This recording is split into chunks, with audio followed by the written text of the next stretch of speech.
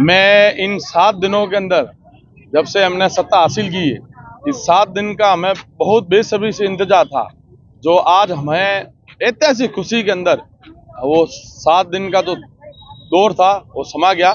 आज हमारे संगठन के 15 साल से काम कर रहे हैं महामंत्री भजन लाल जी, जो राजस्थान के हर मंडल स्तर पर जो कार्यकर्ता के रूप में जाकर उन्होंने कार्य किया है, वहाँ हर आम नागरिक जनता उसका सुख दुख देखा है, कैसे उनका काम करना है।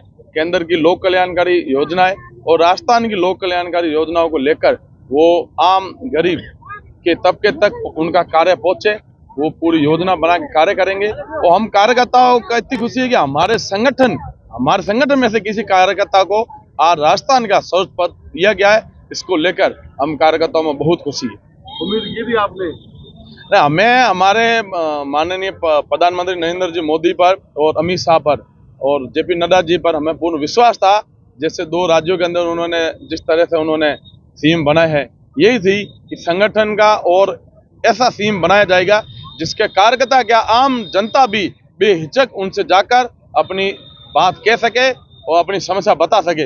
ऐसा ही सीएम आएगा और वास्तव में ऐसा ही सीएम हमें राजस्थान को दिया। मैंने सरकार का गठन होगा और मंत्रिमंडल का विस्तार भी होगा, जो नए नाम होंगे, तो राजस्थान से उम्मीद करते हैं कि बाड़मेर में उम्मीद करते हैं किसी का नाम आए। बाड़मेर के जिले के अभी 2 पार्ट, एक है बाड़मेर खुद और दूसरा है बालोतरा। तो मैं ये कह रहा हूँ बाड़मेर जैसलमेर जो लोकसभा सीटों के 3 जिले, तीनों जिलों के अंदर एक एक को मंत्रिमंडल के अंदर लिया जाएगा। अब वो चेहरा कौन निकलेगा वो तो किस्मत है, मैं जरूर 100% तीनों बाड़मेर, बालोतरा और जैसलमेर तीनों से एक एक मंत्री बनाया जाएगा। अच्छा, सर्वप्रथम मुख्यमंत्री वसुंधरा राजे का नाम आ रहा था, क्या लग रहा है उनका नाम कट के भजन लाल जी जो एक बार बताएंगे उनका नाम आना क्या दर्ज है?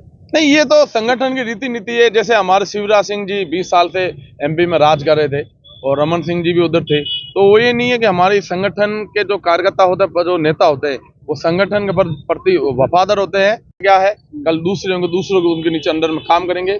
ये है सबका तजुर्बा, सब युवाओं सबका लेकर और संगठन को चलाया जाएगा। और राजस्थान के अंदर ये नहीं है जो 5 साल जो रिपीट होती है वो उस मंथन को तोड़ा जाएगा। अब के भारतीय जनता पार्टी 2050 तक कंटिन्यू भारतीय जनता पार्टी राजस्थान के अंदर राज करेगी। ऐसा क्या करेगी मुख्यमंत्री जो इस बार राज्य में क्या क्या बदलाव सर्वप्रथम ये है कि जैसे हमारे माननीय प्रधानमंत्री जी ने, नरेंद्र मोदी जी ने जो लोक कल्याणकारी योजनाएं जो निकाले आम जन तक पहुंचाया है।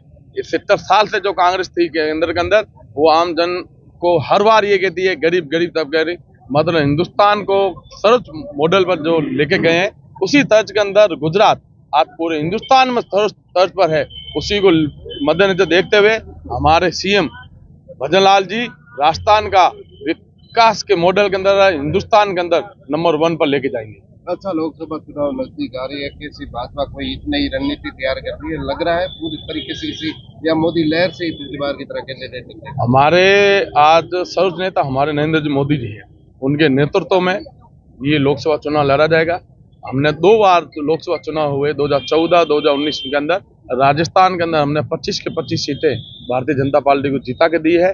और इस बार भी बहुत बड़े अंतराल के अंदर 25 के 25 सीटें वापस जीताकर भारतीय जनता पार्टी के अंदर झोली में डालेंगे और नरेंद्र मोदी जी को 2024 के अंदर वापस हम प्रधानमंत्री बनाएंगे। लोग बोलते हैं कि मुद्दों के अलावा धर्म की राजनीति करती है भाजपा।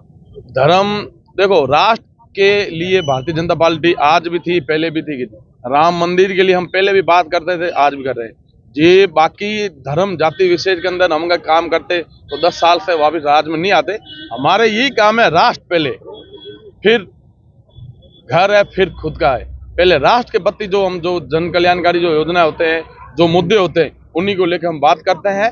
और राष्ट्र जो हम कहते हैं हम हिंदू है, वो तो हिंदू है, हम रहेंगे। वो किसी जातिवादी उसमें कोई लेन देना नहीं होता। पिछली बार कांग्रेस की मुख्य कमी थी शिक्षक जो पेपर लीक मामला था, इस बार भाजपा क्या सुधार करेगी? ये सबसे बड़ा हमारे एक चुनौती बड़ा मुद्दा रहेगा कि कांग्रेस सरकार के अंदर बेरोजगार युवा थे, उनको ना तो 3500 का भत्ता मिला था और नहीं उन्होंने जो एग्जाम देकर वापस घर पर आते ही नहीं थे, उससे पहले उनके पेपर लीक का ही कांड होता था।